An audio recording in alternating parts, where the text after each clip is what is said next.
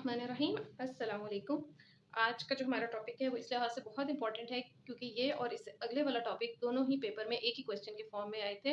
Describe the importance of Deen in human life and differentiate between Deen and religion.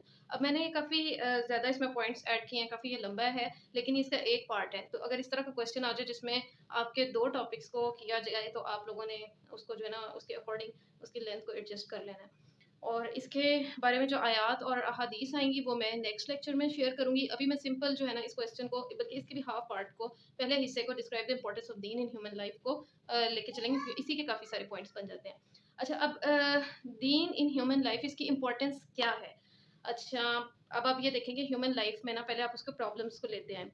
अब problems जब आएँगे humans के बहुत सारे प्रॉब्लम्स हैं और इसमें एक मसला तो ये है कि गाइडेंस इंसान को गाइडेंस चाहिए। वो पहले से बहुत सारी चीज़ें उसके अंदर पहले से प्रोग्राम नहीं है। उसको जो-जो प्रॉब्लम्स आ रहे हैं लाइफ़ के डिफरेंट स्टेजेस पे, उसके लिए उसको गाइडेंस चाहिए। फिर दूसरी एक चीज़ ये कि जो मॉडर्न मैन है, उसके बड़े मसाइल हैं।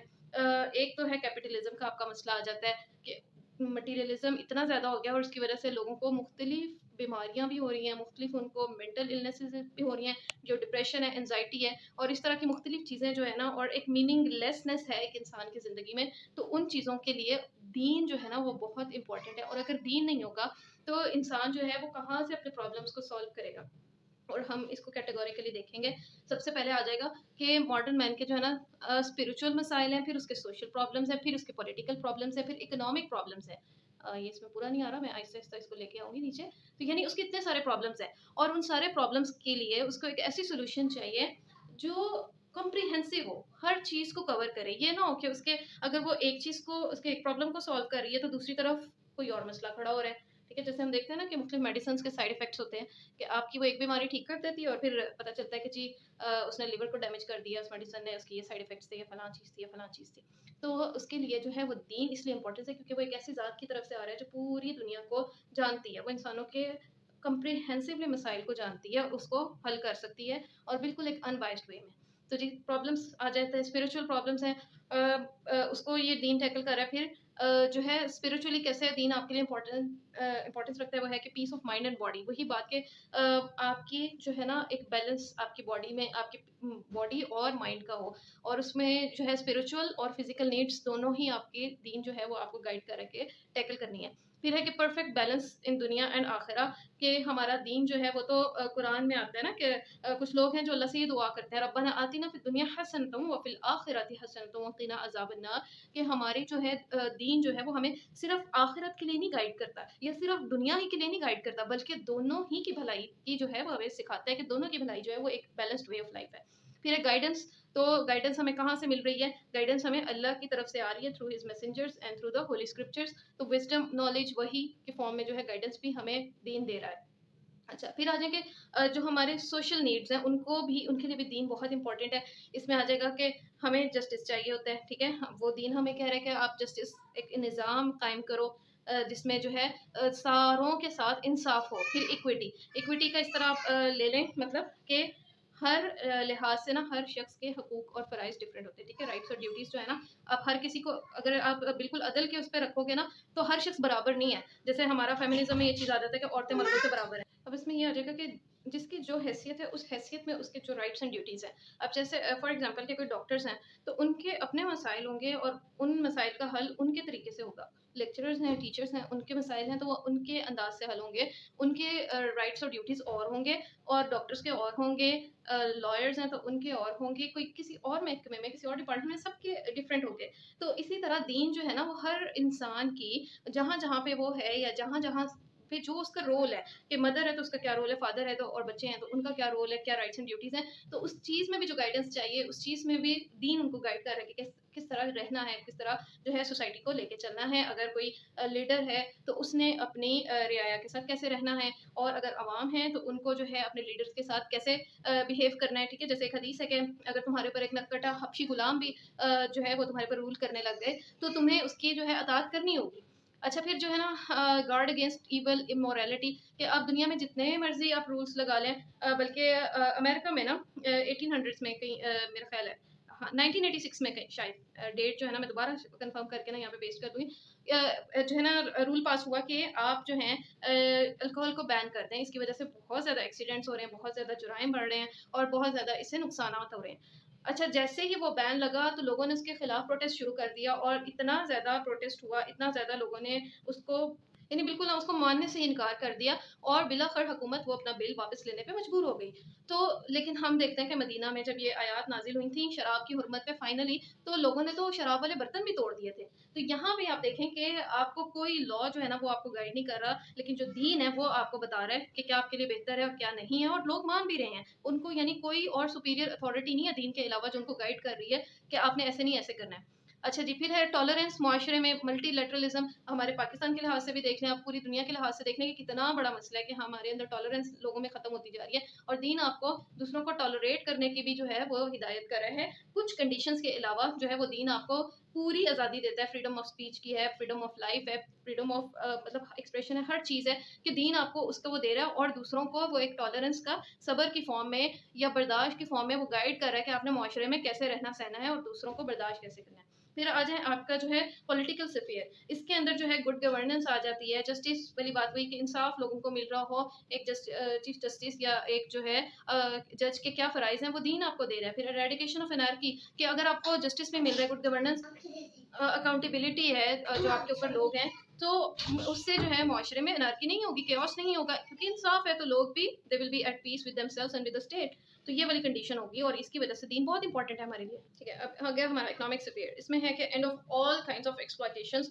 हमें पता है कि हमारे साथ किस किस तरह की एक्सप्लॉयटेशंस होती हैं। जैसे आजकल हम जो है वो टैक्स के बारे में बात कर रहे थे, तो हम कहते हैं कि जो अमीरों को है वो टैक्स नेट में लाया जाए, जो लोग ऑलरेडी टैक्स पे कर रहे हैं उन्हीं के ऊपर मजीद टैक्सेस लग रहे हैं। ठीक है, ये भी this is a form of exploitation. फिर है कि capitalism in itself is a form of exploitation, कि इसमें हो क्या रहा है कि बड़ी बड़ी जो कॉर्पोरेशंस हैं वो छोटे छोटे बिजनेसेस को खाती जा रही हैं, खत्म करती जा रही हैं, और जो है गरीब बंदा वो अपनी जो है ठेला लगाना है या कुछ, वो बड़ी बड़ी मार्केट्स के सामने वो नहीं टिक पाता।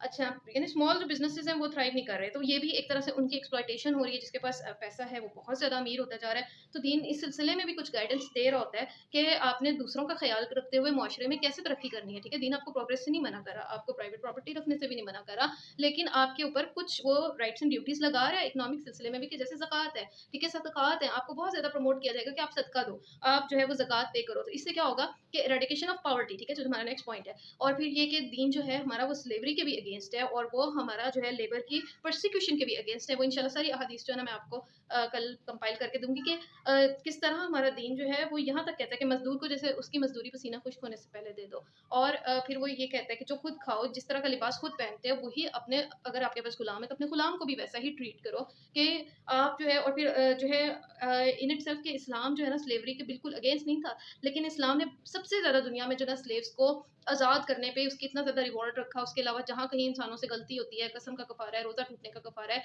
कोई कत्ल हो गया गलती से किसी इंसान का, या कोई मसला हो गया, तो उसकी जो है एक्सपेशिएशन में वो इस्लाम कहता है कि आप जो है वो या तो रोज़े रखो, या आप जो है इतना सदका खैरात करो, साथ में गुलाम आज़ाद करो, तो फिर आपके ऊपर से यानी ये जो है गुनाह टलेगा। अच्छा, फिर है कि बैन ऑन यूशरी, आपका सूद के ऊपर, सूद भी आपको पता है it's a form of exploitation, जो रिबा है या जो है इंटरेस्ट है, तो उसको जो है इस्लाम, आपका दीन जो है वो बैन करता है, और वो नहीं इस चीज़ को टॉलरेट करता, क्योंकि इसमें भी क्या होता है कि अमीर आदमी जिसके पास पहले ही पैसे हैं वो गरीब आदमी को लोन दे रहा है, और उसके बाद उससे उसकी अपनी कमाई भी ले लेगा, और जो है लोन की मद में जो उसके ऊपर एक्स्ट्रा वो बनते हैं, तो इससे क्या होगा कि गरीब की एक्सप्लॉयटेशन हो रही है और अमीर आदमी फिर से उसके पास मजीद पैसे आ रहे हैं, तो इस्लाम इसके भी अगेंस्ट है। अच्छा, फिर ट्रेड ऑफ हार्मफुल ऑब्जेक्ट्स पे भी दीन आपका बैन लगाता है, और दुनिया में कहीं आप जो है ना उस चीज़ को वो नहीं कर सकते। कोई भी है वो तंबाकू कोई बंदा सेल कर रहा है, ठीक है, टोबैको का बिजनेस है, कितना पूरी दुनिया में वो चल रहा है, थ्राइव कर रहा है। फिर इस तरह लिकोर का, कि वही बात कि इससे इतनी ज़्यादा बुराइयां माशरे में फैल रही हैं, लेकिन आप उसको किसी भी पॉलिटिकल पावर के जरिए बैन नहीं कर पा रहे। तो दीन आपको ऑलरेडी वो कह रहा है कि हराम है, और इसकी जो है इससे कमाया गया मुनाफा भी हराम होगा। इसका बिजनेस करोगे किसी हराम चीज़ का या किसी हार्मफुल चीज़ का, कोकेन है या आइस है, और आप कहो कि मैं तो यूज़ नहीं कर रहा लेकिन मैं इसका बिजनेस कर रहा हूँ, तो इनफैक्ट आपकी वो ट्रेड भी हराम होगी। तो ये गाइडेंस दीन आपको दे रहा है। फिर ऑनेस्टी इन ट्रांजैक्शंस जो है ना, पूरा इसके ऊपर एक हमारी इस्लामी तिजारती फ़िक़्ह का एक बहुत बड़ा पोर्शन है जो इन चीज़ों से डील करता है कि आपने कोई हिडन जो चार्जेस नहीं रखने किसी चीज़ के। आपने अगर कोई डिफेक्ट है किसी चीज़ में तो वो आपने सामने ज़ाहिर करके वो बेचनी है, आपने बताए बगैर नहीं फ़रोख्त करनी। और इस तरह जो है ना मुख्तलिफ़ चीज़ें की धोखाधड़ी और गरर और इन चीज़ों से दीन जो है वो आपको बचा रहा है और बता रहा है कि इन चीज़ों से बचना है और इन चीज़ों में किस तरह आपने डीलिंग करनी है। अच्छा, फिर है कि need for an unbiased divine law, कि अब ये सारे जो आपके मसले हैं, इन सारी 4 बड़ी कैटेगरीज़ में आप देख लो। अच्छा, फिर ये कि need for an unbiased divine law में कि आपको एक ऐसा लॉ चाहिए जो बिल्कुल अनबायस्ड हो। ये ना हो कि एक तरफ तो वो किसी फलां बंदे को नुकसान पहुँच रहा है इस लॉ से या किसी कॉन्ट्रैक्टर को फ़ायदा पहुँच रहा है, ये नहीं हो। बल्कि ओवरऑल पूरी सोसाइटी का उसमें फ़ायदा ही हो, लोगों के लिए भलाई और बढ़ोतरी ही हो। तो ये चीज़ आपको कहाँ से मिलेगी? ये आपको सिर्फ़ एक दीन से मिलेगी या ऐसे लॉ से मिलेगी जो सारी चीज़ों से अबव है। अच्छा, फिर है कि कॉन्सेप्ट ऑफ अकाउंटेबिलिटी। अब आप इन्हीं 4 कैटेगरीज़ में स्पिरिचुअलिटी भी देख लें, सोशल, पॉलिटिकल, इकोनॉमिक, अपने सारे प्रॉब्लम्स में देख लें कि अकाउंटेबिलिटी कहाँ है। आपके एक खुद एक कॉन्शियस आपके अंदर एक ज़मीर है आपका जो बता रहा है कि ये गलत है, ये सही है। तो ये किस वजह से? ये दीन आपको कह रहा है ना, आपको पता है कि इसके बाद एक लाइफ़ आफ्टर डेथ है, जो उसमें मुझे सारा कुछ हिसाब देना पड़ेगा, ठीक है? और ये बात के सूरह निसा में है कि वकान अल्लाहु अला कुल्ली शैइन हसीबा, कि अल्लाह ताला हर चीज़ का हिसाब लेगा। कि आप स्पिरिचुअलिटी में भी आप देख लेना कि जो सही बुखारी की सबसे पहली हदीस है वो स्टार्ट ही किस चीज़ से होती है, इन्नमल अमालु बिन्नियात। कि आपकी जो अमाल का दारोमदार नियत पे हो सकता है, बहुत सदका खैरात ज़कात कर रहे हो, लेकिन उससे आपने हो सकता है काफ़ी सारे सोशल बेनिफिट्स लेने हो, आपने लोगों में अपना एक गुडविल, अपना एक वो जो है क्रिएट करना इंप्रेशन। तो लेकिन अल्लाह ताला तो आपको देख रहे हैं। तो इन सारी चीज़ों के अलावा अगर आप यानी ये पूरा आप अपने दुनिया का सिस्टम देखें ना, आप दीन को छोड़ के आप कुछ भी नहीं है। आपके अंदर जहाँ पे एक ये सेंस ऑफ अकाउंटेबिलिटी नहीं होती ना, कि मुझसे पूछा जाएगा, मुझे जवाब देना पड़ेगा, हिसाब देना पड़ेगा, तो वहाँ पे आके जो है ना ये सारा कुछ ख़त्म हो जाता है। ये सारी चीज़ें एक दिखावे के तौर पे रह जाती हैं। आप यानी इंटरनेशनल लॉ को ले लें, इसमें बहुत सारे मसाइल हैं कि वो ऐसे हल ही नहीं हो सकते, क्योंकि ज़मीर नहीं है। अगर कौमों के पास ज़मीर हो ना, तो बहुत सारे मसाइल इन्हीं चीज़ों से हल हो जाएँ। ठीक है, आज का लेक्चर बहुत ज़्यादा लंबा हो गया और इसके ऊपर और भी बहुत सारी चीज़ें हैं, लेकिन बस यहाँ पे ख़त्म करते हैं और जो है ना इंशाल्लाह कल हम इसकी आयात करेंगे और उसके बाद हम difference between Deen and religion करेंगे। अस्सलाम वालेकुम व रहमतुल्लाहि व बरकातहू।